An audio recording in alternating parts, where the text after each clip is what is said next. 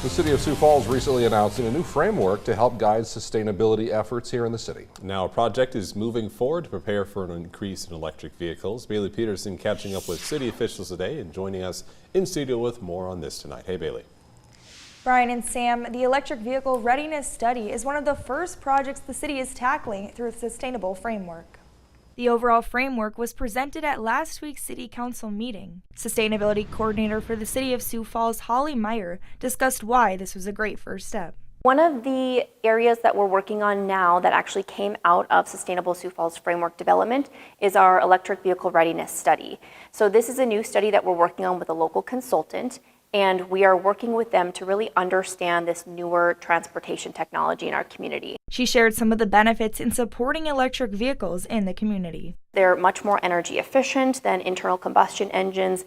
They don't have any tailpipe emissions. So in our community, when there's electric vehicles, they actually contribute to better air quality locally. AAA spokesperson for South Dakota, Sean Stewart, shared why preparing for electric vehicles now can help for future growth. It's important for cities and communities to be prepared, because for EVs to be widespread, you obviously have to have the infrastructure and the charging resources to make those realistic for the everyday person to use. Highlighting the need to prepare, especially in South Dakota. Right now, there's only about 85 charging stations across the whole state. I was looking at a map and I think about 16 or so in the Sioux Falls metro area. So that's not a lot of chargers at this point.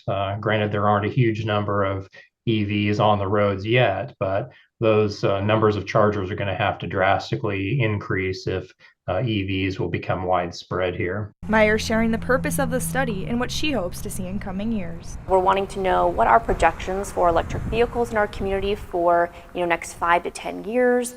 What are the impacts of those electric vehicles in terms of electricity, the grid, any safety concerns that folks have, and really how do we prepare as a community for this newer transportation technology. An electric vehicle readiness open house will be held July 12th at the downtown library. Brian?